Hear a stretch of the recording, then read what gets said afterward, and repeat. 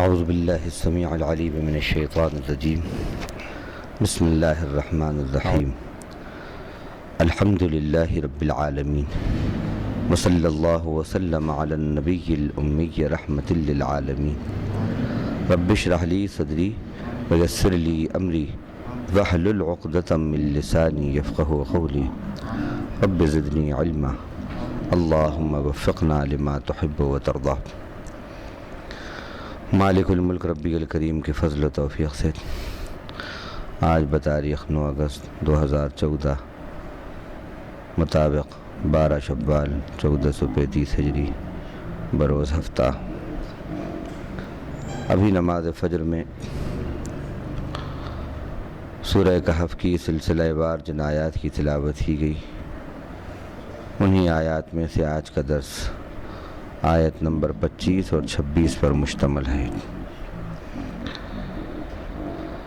آج کے درس میں اللہ تعالیٰ کی صفت عالم الغیب، سمیع، بصیر، ان صفات پر بات ہوگی کہ اللہ تعالیٰ کس طرح حاضر اور غائب کو جاننے والے ہیں، اور اللہ کی شان سماعت اور شان بصیرت کیسی ہے، اس بارے میں آج کی ان 2 آیتوں میں سورہ کہف کی بات ہوگی۔ بات چل رہی ہے ابھی غار والوں کی، آج بھی یہ 2 آیتیں انہی کے قصے سے متعلق ہیں۔ اللہ تعالیٰ کا ارشاد ہے وَلَبِثُوا فِي كَهْفِهِمْ 300 سِنِينَ وَازْدَادُوا 9، اور وہ اپنی غار میں 300 سال تک رہے اور انہوں نے 9 سال بڑھائے، یا وہ 9 سال میں بڑھے۔ قُلِ اللَّهُ أَعْلَمُ بِمَا لَبِثُوا، آپ فرما دیجئے اللہ ہی زیادہ جانتا ہے کہ وہ کتنے رہے۔ لَهُ غَيْبُ السَّمَاوَاتِ وَالْأَرْضِ، آسمانوں اور زمین کی پوشیدہ باتیں اسی کے علم میں ہیں۔ ابصر بہ واسمع، وہ کیا خوب دیکھنے والا ہے اور کیا خوب سننے والا ہے۔ ما لہم من دونہ من ولی، ان کے لیے اس کے سوا کوئی مددگار، کوئی حامی، کوئی کارساز نہیں ہے۔ ولا یشرک فی حکمہ احدا، اور وہ اپنے حکم میں یا اپنے فیصلے میں یا اپنی بادشاہت میں کسی کو بھی شریک نہیں کرتا۔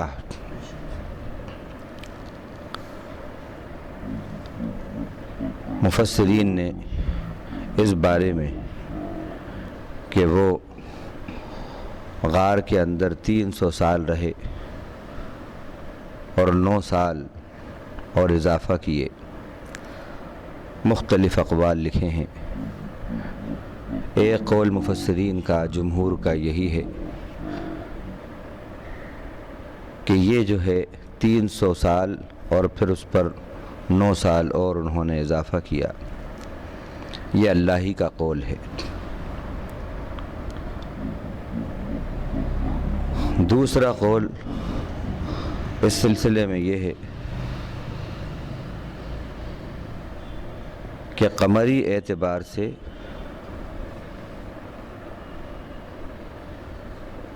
309 سال ہیں اور شمسی اعتبار سے 300 سال ہیں، کیونکہ ہر 100 سال پر قمری سال میں 3 سال کا اضافہ ہو جاتا ہے، تو اس طرح 300 سال کا مطلب ہوا شمسی اعتبار سے 309 سال. تو قمری حساب سے 309 سال اور شمسی اعتبار سے 300 سال. تیسرا قول اس میں مفسرین کا یہ ہے کہ یہ بات کہ 309 سال وہ رہے، یہ بھی جو لوگ ان کے بارے میں بحث کر رہے تھے یہ قول بھی انہی کا قول ہے. اور اس کی دلیل میں انہوں نے یہ بات پیش کی کہ آگے کے جو الفاظ ہیں قُلِ اللَّهُ أَعْلَمُ بِمَا لَبِثُوا، کیا آپ فرما دیجئے اللہ ہی زیادہ بہتر جانتا ہے کہ وہ کتنے رہے. ان الفاظ سے انہوں نے یہ بتایا کہ یہ قول لبثوا فی کہفہم 300 سنین وازدادوا 9، انہی لوگوں کا قول ہے جو ان کے بارے میں بحث مباحثے کر رہے تھے. لیکن جمہور مفسرین کی رائے جو ہے وہ اسی طرف ہے کہ یہ اللہ ہی کا قول ہے کہ وہ 300 سال اور اس پر 9 سال کا انہوں نے اضافہ کیا، یہ اللہ ہی کا قول ہے. اور بعد کی جو بات ہے قُلِ اللَّهُ أَعْلَمُ بِمَا لَبِثُوا، وہ یہ بات ہے کہ تم یہ بحث مباحث سے نہیں کرو، اللہ ہی کو معلوم ہے ان کی تعداد اور ان کے مقدار اور ان کی مدت کہ وہ غار میں کتنے رہے. ایک قول مفسرین کا جو جدید اس وقت تحقیق کے بعد لکھنے والے ہیں ان کا قول یہ سامنے آیا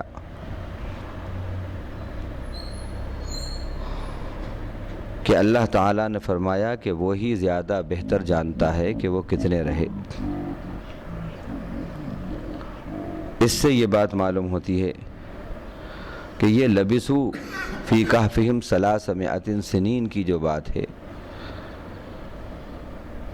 یہ ایسا ہی معلوم ہوتا ہے کہ یہ بھی انہی لوگوں کی بات ہے. اور اس کی دلیل میں انہوں نے یہ بات پیش کی کہ آج جو نئی تحقیق ہے، پوری تحقیق کے بعد آج جو بات معلوم ہوئی ہے اور جو مدت معلوم ہوئی ہے وہ 109 سال معلوم ہوئی ہے کہ ان کی غار میں ٹھہرنے کی جو مدت ہے وہ 109 سال ہے. اسی لیے اللہ تعالیٰ نے فرمایا ان کی اس بات کو رد کرتے ہوئے کہ وہ 300 سال یا 300 سال پر 9 سال غار میں رہے، یہ باتیں تم اپنی طرف سے کچھ مت کہو، اللہ ہی کو معلوم ہے ان کی مقدار بھی اور ان کی مدت بھی، ان کی تعداد بھی اور ان کی مدت بھی غار میں رہنے کی کتنی ہے. اور یہ بات آج کی تحقیق سے بالکل مطابقت رکھتی ہے کہ آج کی جو تحقیق ہوئی ہے وہ لوگ جو زبردست حساب وغیرہ کا علم رکھتے ہیں انہوں نے تحقیق کے بعد یہ بات کہی کہ ان کی مدت غار میں رہنے کی 109 سال ہے. بہرحال جو بھی مدت ہو، جتنی بھی ان کی تعداد ہو، ہمیں اتنا ضرور معلوم ہے کہ غار میں ان کے رہنے کی جو مدت تھی وہ 1-2 سال 4 سال 5 سال نہیں تھی بلکہ کئی سال تھی.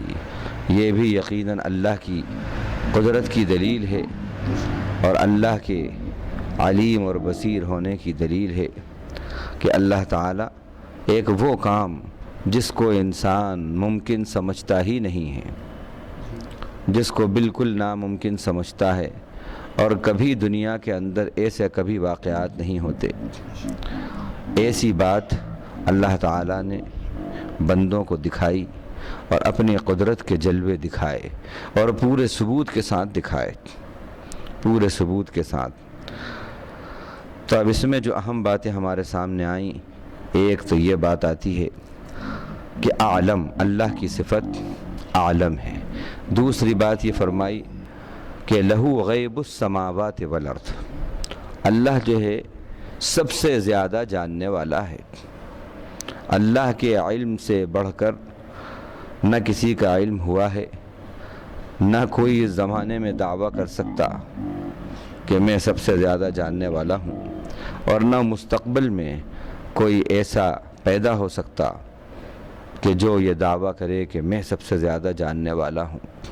اس لیے کہ آج بھی جتنے علم کی ہم باتیں دیکھ رہے ہیں، اس کے اندر تو ہم یہ جانتے ہیں کہ یہ علم کا عروج ہے۔ سائنس اور ٹیکنالوجی کا یہ زمانہ ایسا لگتا ہے کہ بڑا عروج کا زمانہ ہے، لیکن آج بھی اس بات پر سب کے سب متفق ہیں، اور بڑے بڑے سائنسداں، کہ جو بھی ابھی تک تحقیق ہوئی ہے اس میں پوری دنیا کی تحقیقات میں صرف 2% کی تحقیق ہوئی ہے، اور اس 2% میں بھی 2%، اور اس کے اندر یہ ساری دنیا کے ہم کرشمے دیکھ رہے ہیں سائنس اور ٹیکنالوجی کے۔ اور ابھی ایسی باتیں جو بالکل انٹولڈ سٹوری ہیں، اس کے بارے میں تو ابھی کچھ کسی کو خبر ہی نہیں ہے۔ تو اللہ کی یہ بات کہ عالم، کہ وہی سب سے زیادہ جاننے والا ہے، بالکل درست ہے، اور یہ دعویٰ ہی نہیں ہے بلکہ دلیل بھی ہے۔ اس کا ثبوت یہ ہے کہ انسان نے دعوے کیے اپنی معلومات پر، یہ ہے یہ ہے یہ ہے، لیکن اللہ تعالیٰ کے کلام میں اس چیز کے بارے میں جب بات آئی تو معلوم یہ ہوا کہ وہ باتیں جو وہ کہہ رہے تھے وہ سب غلط ثابت ہوئیں۔ اللہ کی جو بات ہے وہ بالکل تحقیق کے بعد 50 سال بعد صحیح ثابت ہوئی۔ یہ اس بات کا ثبوت ہے کہ عالم ہے اللہ۔ یہ عالم جو ہے یہ علیم کا اور عالم کا کی سپرلیٹو ڈگری ہے، جس کو اس میں تفضیل عربی میں کہتے ہیں، یعنی سب سے زیادہ جاننے والا۔ عالم، عالم کے معنی سب سے زیادہ جاننے والا، اور علیم یا عالم کے معنی صرف جاننے والا، اور عالم معنی سب سے زیادہ جاننے والا۔ تو اللہ کی یہ صفت ہے جو سب سے زیادہ جاننے والا ہے۔ اب یہ بھی آپ دیکھیے کہ اس کی شان قدرت کیسی ہے، کہ علم بھی سب سے زیادہ اسی کو، قدرت بھی سب سے زیادہ اسی کو، جتنی بھی صفات ہیں سب سے زیادہ اور آخری درجے کی جو شان ہو سکتی ہے ابدی اور دائمی، وہ صرف اور صرف اللہ کی ہے۔ چاہے وہ کوئی سی بھی صفت ہو، وہ صفت رحمانیت ہو، صفت رحیمی ہو، صفت کریمی ہو، صفت جباری ہو، صفت قہاری ہو، صفت علم ہو، صفت ربوبیت ہو، صفت سماعت ہو، صفت بصارت ہو، جو بھی صفت ہے، ہر صفت کے اندر رب ذوالجلال لیس کمثلہ شیء، کہ ان کی طرح بھی کوئی نہ تھا، نہ ہے، نہ ہوگا۔ اور اس کے ثبوت جو آج نئی نئی تحقیقات ہو رہی ہیں، یہ اس کا ثبوت ہے کہ یہ تو اب تحقیق کے بعد 50 سال، 100 سال، 500 سال کی مسلسل تحقیق کے بعد باتیں سامنے آ رہی ہیں، اور یہ باتیں اللہ تعالیٰ نے ایک جگہ نہیں، کئی جگہ سینکڑوں سال پہلے اپنی کتاب میں بتا دیں۔ یہ اس کے عالم ہونے کی دلیل ہے۔ تو ایک صفت تو یہ آئی۔ دوسری بات یہ آئی کہ لہو غیب السماوات والارض، آسمانوں اور زمین کی جتنی پوشیدہ اور غیب کی باتیں ہیں ان کا علم بھی صرف اللہ ہی کو ہے، ان کا علم بھی صرف اللہ ہی کو ہے۔ بہت سی چیزیں باوجود اس کے کہ بڑے بڑے آلات ہیں، بڑی بڑی تحقیقات ہیں، لیکن بہت سی چیزیں بھی جو ہیں ابھی تک ڈسکور نہیں ہوئی ہیں، پردہ غیب کے اندر ہیں، پردہ غیب میں ہیں۔ چلیے آپ نے جو دکھ رہا ہے اس کو وہ کر لیا، لیکن آسمانوں میں کیا ہے آپ کو کیا خبر؟ میں کیا سوچ رہا ہوں آپ کو کیا خبر؟ میں کل کیا کروں گا آپ کو کیا خبر؟ انسان دنیا کے اندر کروڑوں کروڑوں کروڑوں کی تعداد میں ہیں، ہر انسان کے تخیلات کے بارے میں کون جانتا ہے؟ کس کو خبر ہے؟ لیکن اللہ تعالیٰ جو باتیں بھی پوشیدہ ہیں ان سب کو جانتا ہے۔ آسمانوں میں جو کچھ ہیں پوشیدہ باتیں جو ہم سے پوشیدہ ہیں لیکن رب سے پوشیدہ نہیں ہیں، سب سے پوشیدہ ہو سکتی ہیں لیکن رب سے پوشیدہ نہیں ہیں۔ تمام باتیں انسانوں کے لیے تو پوشیدہ ہیں لیکن رب کے لیے سب آشکارا ہیں۔ ہمارے لیے وہ چھپی ہو سکتی ہیں، پوشیدہ ہو سکتی ہیں، ان نون ہو سکتی ہیں، لیکن اللہ کے لیے نون ہی نون ہیں، معلوم ہی معلوم ہے۔ ہمارے لیے معلوم اور رب کے لیے معلوم، ہمارے لیے مشکل رب کے لیے آسان، ہمارے لیے نہیں رب کے لیے ہاں۔ لہو غیب السماوات والارض۔ اچھا، اسی بات کو اللہ تعالیٰ نے آیت الکرسی کے اندر بھی اس طرح بتایا اور دیگر جگہ بھی بتایا کہ اللہ لا الہ الا ہو، اس کے بعد کیا ہے؟ الحی القیوم لا تأخذہ سنۃ ولا نوم لہ ما فی السماوات وما فی الارض من ذا الذی یشفع عندہ الا بإذنہ یعلم ما بین ایدیہم وما خلفہم۔ وہ جانتا ہے جو کچھ لوگوں کے آگے ہے اور جو کچھ لوگوں کے پیچھے ہے، جو کچھ آنے والا ہے اس کا بھی اس کو علم ہے، جو کچھ لوگوں کے پیچھے گزرا، جو زمانے گزرے اس کو بھی وہ خوب جانتا ہے، اور جو زمانے آگے آنے والے ہیں، جو باتیں ہونے والی ہیں وہ بھی وہ خوب جانتا ہے۔ اب یہ دعویٰ ہی نہیں ہے، پورا قرآن اس کی دلیل ہے۔ پورا قرآن، کتنی باتیں ایسی ہیں، کتنی تحقیقات ایسی ہیں کہ قرآن نے جب یہ بات کہی تو وہ باتیں سب کی سب ماضی کی باتیں تھیں، ماضی کی باتیں، لیکن تحقیقات ہونے کے بعد آج جب بات معلوم ہوئی تو وہ مستقبل کی بات ہو گئی۔ باتیں تھیں سینکڑوں سال پرانی، اور سینکڑوں سال بعد تحقیق کے بعد آج معلوم ہوا کہ یہ بات تو بالکل درست ہے۔ تو معلوم ہوا ماضی کی باتیں جو مستقبل کے اندر ہونے والی تھیں اللہ تعالیٰ نے اپنے کلام میں سب بتا دیا، تو وہ ماضی بھی جاننے والا ہے کہ کیا ہوا، اور مستقبل میں جو باتیں رونما ہونے والی ہیں وہ بھی اس کو معلوم ہے کہ کیا ہوگا۔ جیسے اکثر ہم مثال دیتے ہیں قرآن کی مثالیں، لوہا ہے، لوہے کے بارے میں اللہ تعالیٰ نے فرمایا انزلنا الحدید فیہ بأس شدید، ہم نے لوہا اتارا، لوہا نازل کیا، فیہ بأس شدید، اس کے اندر بڑی طاقت ہے، بڑی فولادیت ہے۔ اب یہ نہیں کہا ہم نے پیدا کیا لوہا، ہم نے پیدا کیا نہیں کہا، ہم نے لوہا اتارا۔ معلوم یہ ہوا کہ لوہا آسمان سے اترتا ہے؟ قرآن یہ کہہ رہا ہے کیسے اترتا ہے؟ بارش جو ہوتی ہے اور پھر زمین کے اندر اس کے جو اثرات ہوتے ہیں، ان اثرات سے لوہا پیدا ہوتا ہے۔ وہ مادہ جو بنتا ہے اس کا بارش کے پانی کے بعد اس کے اندر جو لوہے کا مادہ ہوتا ہے وہ سب پیدا ہوتا ہے، وہ نکلتا ہے۔ یہ آج کی تحقیق ہے، بات کب کی تھی؟ سینکڑوں سال پرانی، اور یہ تحقیق آج کی ہے۔ معلوم ہوا ماضی کی باتیں مستقبل کے اندر جو ہونے والی ہیں رب نے سب بتا دیا، اور پھر اس کے بعد کہا فیہ بأس شدید، لوہے میں بڑی فولادیت ہے، بڑی طاقت ہے۔ اس زمانے کے اندر جب یہ بات کہی، لوہے کا استعمال کس حد تک ہوتا تھا؟ اسلحہ کے لیے استعمال کرتے تھے، تلوار یہ وہ، بہت سے بہت، چلیے توپ بن گئی، اور کچھ برتن وغیرہ اس میں استعمال ہوا، کچھ بڑی بڑی دیگیں اس کے لیے استعمال ہوا۔ اس سے زیادہ اور لوہے کی کیا صفت تھی، لوہے کی کیا شان تھی۔ لیکن آج تو معلوم ہوا کہ لوہے کو گولڈ سے بھی بڑھ کر اہمیت دی جاتی ہے۔ اس کی اہمیت آج کے زمانے میں لوہے کی اہمیت معلوم ہوا سونے سے زیادہ اہمیت ہے لوہے کی۔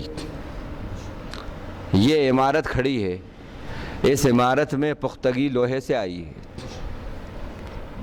آپ 2 منزل 3 منزل 4 منزل عمارت اٹھا نہیں سکتے جب تک کہ اس کے پلروں میں لوہا نہیں ہو، لوہا نہیں ہو۔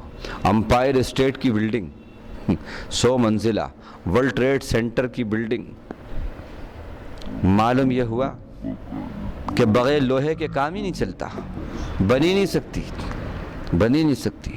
ابھی وہ دبئی کے اندر وہ کون سا برج ہے، ہاں وہ برج دنیا کا سب سے اونچی عمارت، اونچا برج جو بنایا ہے، جو گھومتا ہے، ذرا لوہا نکال لو اس میں سے۔ لوہا نہیں ہوتا تو بن سکتا تھا؟ یہ فولادیت، یہ قوت کس نے دی؟ معلوم ہوا کہ پل جو چائنا کا پل ہے، دنیا کا سب سے بڑا جو اوور برج یا فلائی اوور ہے، جو پانی کے اوپر بنا ہے، کئی میل تک چلا گیا ہے اور پورا پانی کے اوپر ہے، کئی میل تک چلا گیا ہے۔ کائے پہ بنا؟ کائے پہ بنا؟ صرف پتھر اور مٹی یا سیمنٹ پہ بنا؟ کائے پہ بنا؟ لوہے پر کھڑا ہوا ہے، لوہے پر پورا ڈھانچہ کھڑا ہوا ہے۔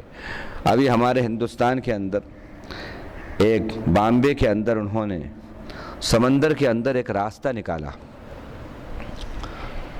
جو 5.5 کلومیٹر کا ہے، 5.5 سی لنک جس کا نام رکھا انہوں نے۔ کائے پہ بنا؟ خالی سیمنٹ پہ بنا ہے، پورا لوہے کے اوپر بیس ہے۔ یہ تو باتیں آج ہیں، جہاز اڑ رہا ہے، سیمنٹ کا جہاز ہے، سیمنٹ کا جہاز اڑ رہا ہے۔ یہ کیا ہے؟ معلوم یہ ہوا کہ آج لوہے کی فیکٹریاں پوری دنیا کے اندر کروڑوں کا کاروبار ہو رہا ہے، کروڑوں کا۔ بڑی بڑی فیکٹریاں، بڑے بڑے فرمز، بڑے بڑی انڈسٹریز اور بڑے بڑے جیٹ پلان جو بن رہے ہیں، معلوم ہوا کہ وہ سب کے سب بیس کر رہے ہیں لوہے کے اوپر، لوہے کے اوپر۔ یہ تو کرشمے آج ڈسکور ہوئے ہیں لوہے کے۔ اللہ تعالیٰ نے یہ کہہ کر کہ فیہ بأس شدید، اور پھر یہی نہیں ومنافع للناس، اوہو خالی یہ کہہ دیتے کہ اس کے اندر بڑی طاقت ہے، چلیے سمجھ میں آ رہی ہے بات کہ صاحب طاقت کا مطلب یہ ہے کہ زرہ بنائی، ہتھیار بنائے اور پھر دشمن کے اوپر حملے کر کے غلبہ حاصل کیا۔ بات سمجھ میں آ رہی ہے کہ صاحب یہ تو اس وقت کی بات تھی، لیکن وہ منافع للناس کہنے کے بعد کہ اس میں ڈھیر سارے تمام لوگوں کے لیے فائدے ہیں۔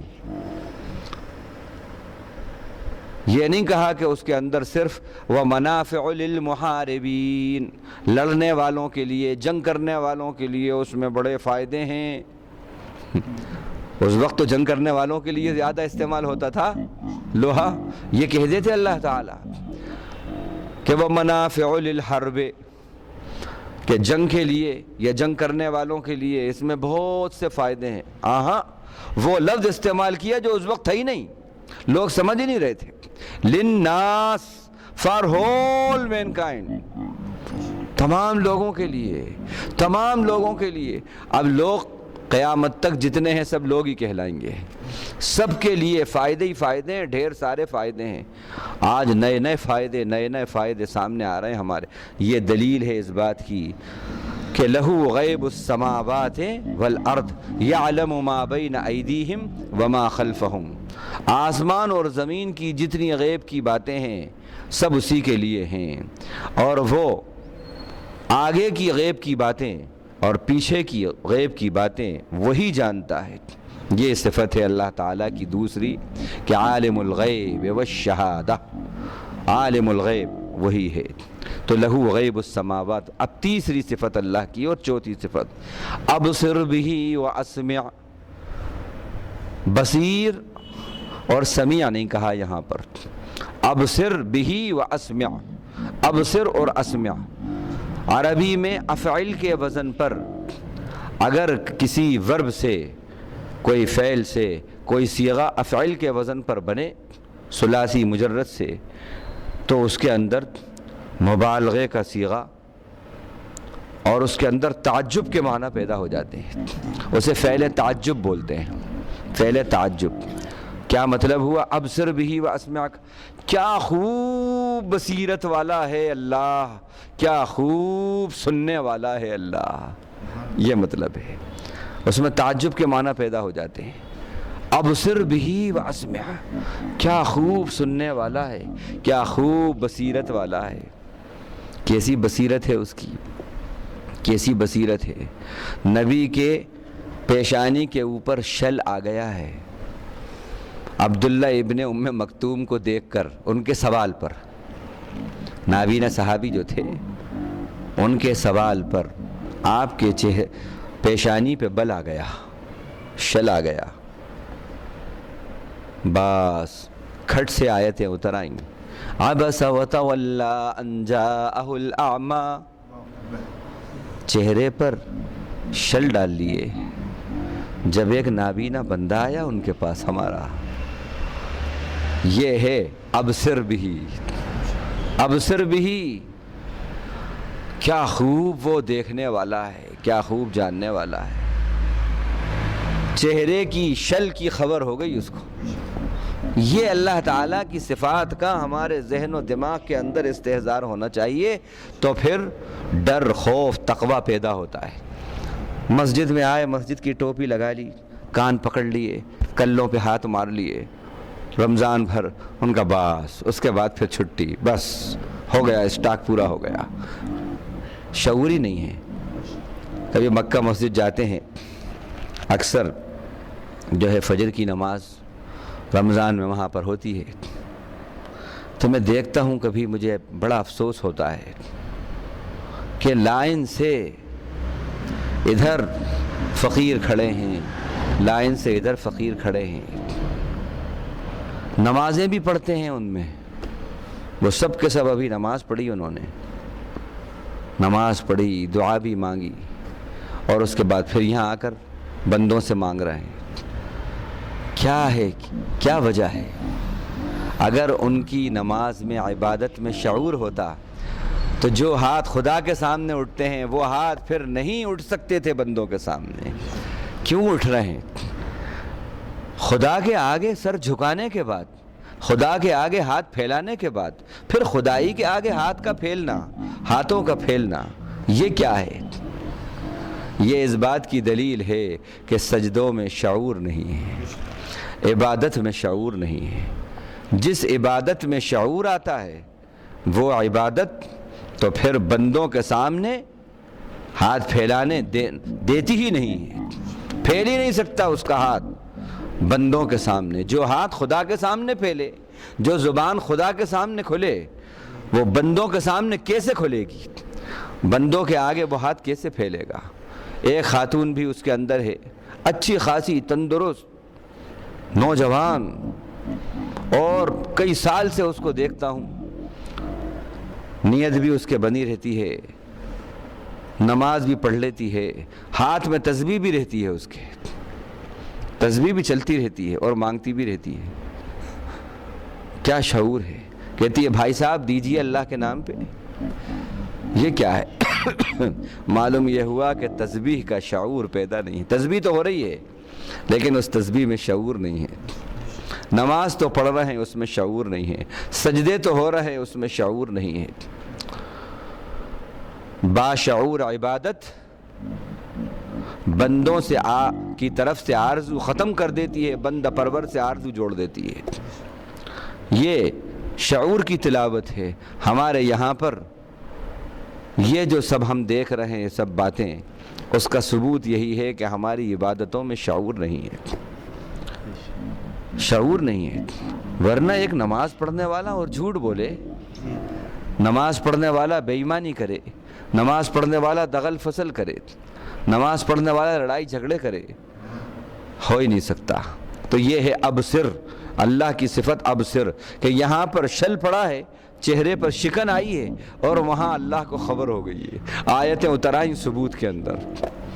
ابصر بھی حضرت عبداللہ ابن ام مکتوم اس واقعے کے بعد، یہ آیتیں اترنے کے بعد، جب آتے تھے اللہ کے نبی صلی اللہ علیہ وسلم کی مجلس میں، اور آپ دیکھ لیتے تھے کہ وہ نابینا صحابی آ رہے ہیں، اٹھ کے کھڑے ہو کے ان کا استقبال کرتے تھے اور کہتے تھے یہ وہ ہیں کہ جن کی وجہ سے میرے اوپر میرے رب نے یہ آیتیں اتاری ہیں.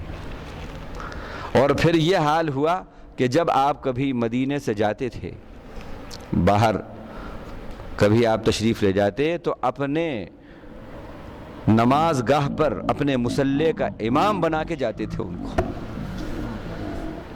نابینا صحابی کو. یہ ہے اللہ کی ابصر والی صفت.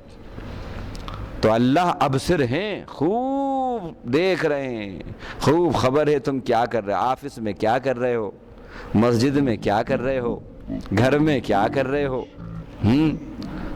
سیاست میں کیا کر رہے ہو، سب خبر ہے ان کو. ابصر بھی کون یہ درس جاگتا ہوا سن رہا ہے اور کون اونگتا ہوا سن رہا ہے، ابصر بھی وہ سب دیکھ رہے ہیں. کون پوری توجہ سے یہاں پر سن رہا ہے اور کون بازار میں گھومتا ہوا سن رہا ہے، انہیں سب خبر ہے، سب خبر ہے. یہ ہے ابصر بھی، انہیں سب معلوم ہے، سب معلوم ہیں. ابصر بھی پورے استحضار کے ساتھ اللہ کی ان صفات کا ہمارے ذہن و دماغ کے اندر یقین ہونا چاہیے. تو اللہ وہ ہیں جو چہرے کی شکن کی بھی خبر ہے. اللہ کے نبی صلی اللہ علیہ وسلم نے نماز کے اندر آسمان کے اوپر نگاہ کری جب ادھر ادھر دیکھنے کی ممانعت نہیں آئی تھی، اس آرزو میں کہ اللہ اب 16 مہینے ہو گئے ہیں مدینے کے اندر آئے ہوئے، ہم بیت المقدس کی طرف رخ کر کے نماز پڑھ رہے ہیں. میری آرزو یہ ہے کہ وہ قبلہ جس کو میرے جد امجد سیدنا ابراہیم اور اسماعیل نے بنایا ہے، وہی قبلہ تو پھر کر دے میرا قبلہ، مجھے اسی کی طرف پلٹنے کا حکم دے دے. بس صرف آرزو ہے، آرزو کے اندر آسمان کی طرف نگاہ اٹھائی ہے اور نیچے کریے بس. کھٹا کھٹ آیتیں اترائیں، جبریل لے کر آ گئے آیتیں. قد نرا تقلب وجهك في السماء فلنولینک قبلۃ ترضاها. اے نبی ہم آپ کے چہرے کے اوپر نیچے کرنے کو دیکھ رہے ہیں، یقیناً ہمیں سب خبر ہے، ہم دیکھ رہے ہیں. او ہو کیا شان عظمت ہے، کیا مصطفیٰ کی عظمت ہے. فول وجہک فلنولینک قبلۃ ترضاها. اچھا آپ کو جو قبلہ پسند ہے ہم اسی کی طرف آپ کا رخ پھیرے دیتے ہیں. فول وجہک شطر المسجد الحرام، مسجد حرام کی طرف پھیر لیجیے آپ، جو آپ کی پسند وہی ہماری پسند. ہاں جو آپ کی پسند وہی ہماری پسند. یہ دیکھیے آپ، خالی نگاہ اٹھی ہے آسمان پہ اور نیچے ہوئی ہے، اور معلوم ہوا کھٹا کھٹ آئے تھے. یہ ہے ابصر بھی، کیا خوب دیکھ رہا ہے، کیا خوب دیکھنے والا ہے. اور یہاں پر جن کو دعویٰ ہے پوری دنیا میں اپنے سپریم پاور ہونے کا، امریکہ، اس نے 1972 کے اندر ایک خلائی کشتی جس کا نام رکھا تھا اسپیس کرافٹ وائجر 2، وہ 1972 کے اندر بھیجی تھی. سولار سسٹم ملکی وے جو ہے، ملکی وے نظام شمسی سولار سسٹم، اس میں جو پلینٹس ہیں ان میں سے ایک پلینٹ ہے سیارہ پلوٹو، اس کے اوپر پہنچائی تھی. اور رفتار کتنی تھی اس کی؟ پر سیکنڈ 10 مائل، یعنی 15 کلومیٹر، ایک سیکنڈ میں 15 کلومیٹر کی رفتار سے چلنے والی. اور جس وقت وہ پلوٹو پر پہنچی ہے تو اس وقت ہم BBC لندن سے نیوز سن رہے تھے.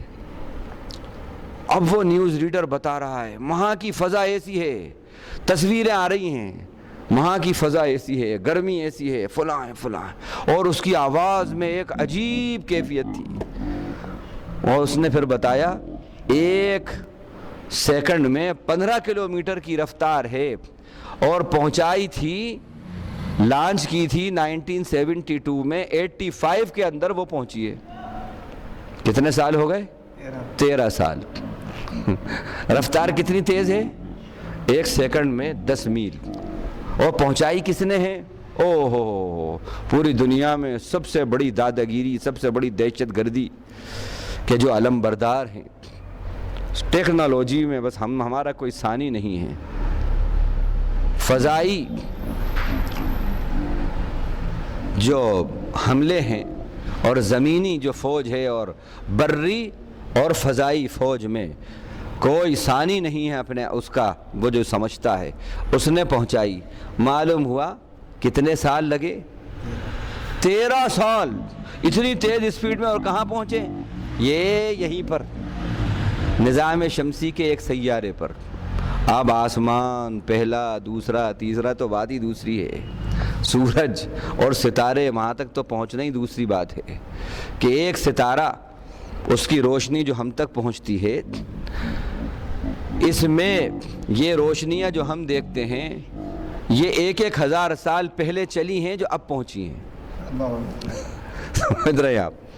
1,000 سال پہلے چلی ہیں، ہزاروں سال پہلے جو اب پہنچی ہیں ہمیں، جو روشنی ہمیں ستاروں کی نظر آتی ہے، یہ روشنی اب کی نہیں ہے، سینکڑوں سال پرانی روشنی ہے، یہ سائنس کہہ رہا ہے۔ اور روشنی کی رفتار کتنی ہے معلوم ہے؟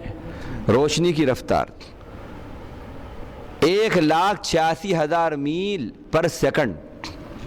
1 سیکنڈ میں 1,86,000 میل، یعنی معلوم یہ ہوا کہ آپ 10 مرتبہ سیکنڈ میں دہلی جا کے آ جاؤ، ہندوستان کے پایہ تخت کیپٹل جا کے آ جاؤ۔ اتنی تیز رفتار میں چلی ہے، اور سینکڑوں ہزاروں سال میں آپ تک پہنچ رہی ہے روشنی۔ یہ تو کہاں پہنچا؟ پلوٹو پر پہنچا، 13 سال۔ اور معلوم ہوا کہ ہمارا رب جس کو ہم مانتے ہیں، جو نبی کا رب ہے، جو ہمارا رب ہے، جو قرآن کا نازل کرنے والا ہے، کیا شان والا، کیا پاور آف کمیونیکیشن ہے اس کا۔ آنکھ کا اشارہ ہوا ہے، معلوم یہ ہوا نظام شمسی پہلا آسمان، دوسرا، تیسرا، چوتھا، پانچواں، چھٹا، ساتواں، اور رب ذوالجلال تک پہنچا۔ اور پھر پہنچا ہی نہیں، ریسپانس لے کر آیا، جبریل کو لے کر آیا، اور کہا چلیے آپ کو جو پسند ہے قبلہ، ہم نے وہی قبلہ آپ کا کر دیا۔ یہ ہے اللہ۔ اب یہ ابصر پہ بات کری میں نے آج، ابصر بھی کیا خوب دیکھنے والا ہے۔ اب آگے کی جو باتیں ہیں اسمع، اور جو 2 باتیں اور ہیں انشاءاللہ اللہ نے توفیق دی تو اس پر، اللہ کی ان صفات پر کل بات ہوگی۔ اللہ سے دعا ہے کہ اللہ تعالیٰ جو کچھ کہا ہے کہنے والے نے، اس کو بھی اس کے مطابق عمل کی توفیق دے، اور سننے والے بھائیوں کو بھی۔ وآخر دعوانا الحمدللہ رب العالمین، سبحان اللہ وبحمدہ، سبحانک اللہم وبحمدک، نشہد ان لا الہ الا انت، نستغفرک ونتوب الیک۔ اللهم اجعلنا من الذين يستمعون القول فيتبعون احسنه. اللهم اسمعنا منادي الجنة مع الأبرار. ربنا آتنا في الدنيا حسنة وفي الآخرة حسنة وقنا عذاب النار. اللهم إنا نسألك الهدى والتقى والعفاف والغنى. ربنا تقبل منا إنك أنت السميع العليم وتب علينا إنك أنت التواب الرحيم. وصلى الله تعالى على خير خلقه محمد وآله وصحبه أجمعين. آمين والحمد لله. اللهم ارحمني بالقرآن واجعله لي إماما ونورا وهدى ورحمة. اللهم ذكرني منه ما نسيت وعلمني منه ما جهلت وارزقني تلاوته آناء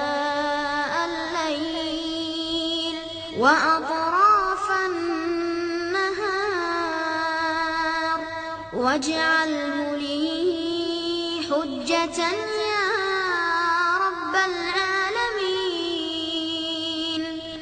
اللهم أصلح لي ديني الذي هو عصمة أمري، وأصلح لي دنياي التي فيها معاشي، وأصلح لي آخرتي التي فيها معادي، واجعل الحياة زيادة لي في كل خير، واجعل الموت راحة لي من كل شر.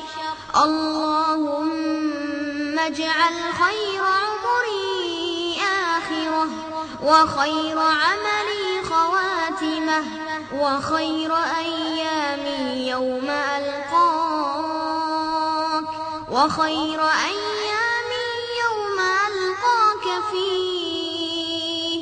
اللهم إني أسألك عيشة هنية، وميتة سوية، ومردا غير مخزٍ ولا فاضح. اللهم إني أسألك خير المسألة، وخير الدعاء، وخير النجاح، وخير العلم، وخير العمل، وخير الثواب، وخير الحياة، وخير الممات.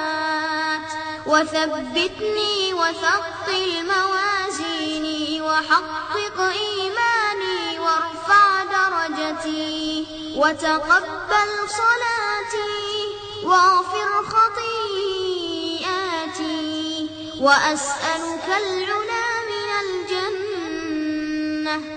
اللهم إني أسألك موجبات رحمتك، وعزائم مغفرتك، والسلامة من كل إثم، والغنيمة من كل بر، والفوز بالجنة، والنجاة من النار. اللهم أحسن عاقبتنا في الأمور كلها، وأجرنا من خزي الدنيا وعذاب الآخرة.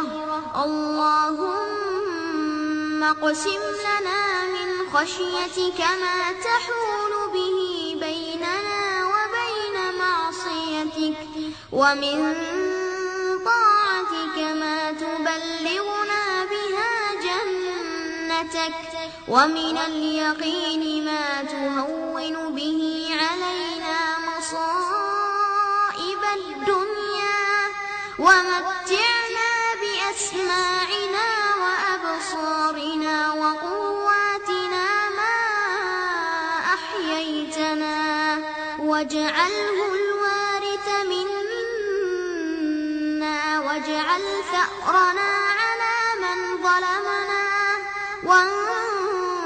وانصرنا على من عادانا، ولا تجعل مصيبتنا في ديننا، ولا تجعل الدنيا أكبر همنا، ولا مبلغ علمنا، ولا تسلط علينا من لا يرحمنا. اللهم لا تدع لنا ذنبا إلا غفرته، ولا همّا إلا فرجته، ولا دينا إلا قضيته، ولا حاجة من حوائج الدنيا والآخرة إلا قضيتها يا أرحم الراحمين. ربنا آتنا في الدنيا حسنة، وفي الآخرة حسنة، وقنا عذاب النار. وصل اللهم على نبينا محمد وعلى آله وصحبه